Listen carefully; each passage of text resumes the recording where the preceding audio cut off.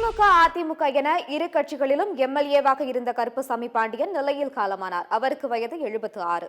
எம்ஜிஆர் காலத்தில் அதிமுகவிலிருந்து 1977, 1980 தேர்தல்களில் சட்டப்பேரவைக்கு தேர்வான கருப்பசாமி பாண்டியன் 2000ஆம் ஆண்டில் ஜெயலலிதாவுடன் ஏற்பட்ட கருத்து வேறுபாட்டால் கட்சியில் இருந்து நீக்கப்பட்டார்.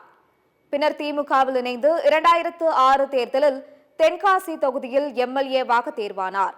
திமுகவில் ஏற்பட்ட உட்கட்சி பிரச்சனைகள் காரணமாக 2015ஆம் ஆண்டு திமுகவில் இருந்து நீக்கப்பட்டார். அதன் பிறகு ஜெயலலிதாவை சந்தித்து மீண்டும் அதிமுகவில் இணைந்து கொண்டார். ஜெயலலிதா மறைவுக்கு பின்னர் 2018ஆம் ஆண்டில் திமுக தலைவர் மு.க.ஸ்டாலின் முன்னிலையில் மீண்டும் திமுகவில் இணைந்து கொண்டார் கருப்பசாமி பாண்டியன். பின்னர் 2020ஆம் ஆண்டில் அதிமுகவில் மீண்டும் சேர்ந்து கட்சியின் பொறுப்பாளர்களுடன் பணியாற்றினார். அதிமுக அமைப்பு செயலாளராக இருந்து வந்த கருப்பசாமி பாண்டியன் உயிர் தூக்கத்திலேயே பிரிந்தது.